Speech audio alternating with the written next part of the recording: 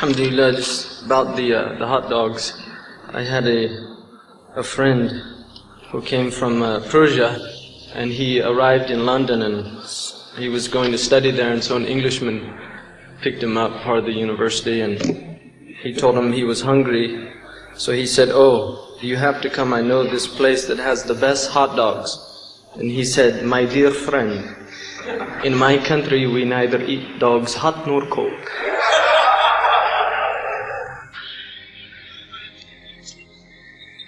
Now, had that Englishman taken the advice, he wouldn't be susceptible to what they now call mad cow's disease. Although we didn't need any scientific studies to prove about the madness of the beef eaters. But that's one of the nice things about difference of opinion. If you tend to follow the more strict one, you rarely get in trouble.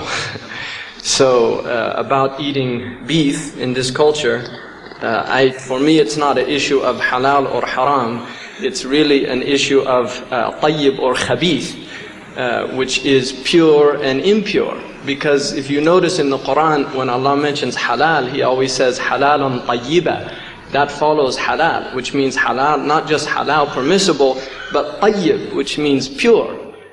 And one of the Quranic injunctions is to look for azka ta'ama in Surah Al-Kahf, the purest of food. So what you build your cells with in your bodies is based on the food. In fact, there's a 20th century naturopath in the United States that coined the term "you are what you eat." But in fact, if you look, even Qayyim al-Jawziyah, rahimahullah, actually said one of the reasons that it is prohibited to eat the muftarisat, meaning those animals that what do they call them?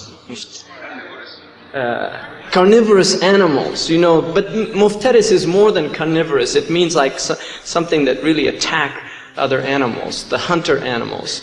And he said the reason is because you don't want to take on the qualities of that animal.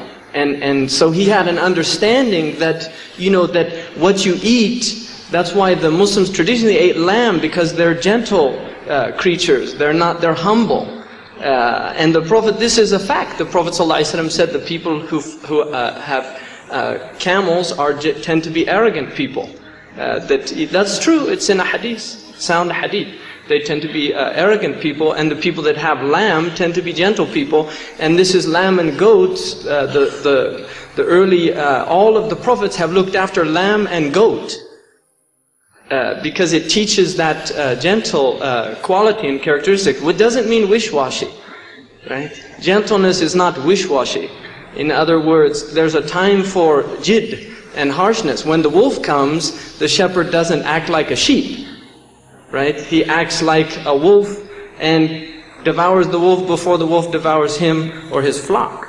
So there's a time for both, but the dominant characteristic of the Prophet ﷺ is rahmah, not adab, although he also has a quality that is jid, or that seriousness that necessitates at times severity.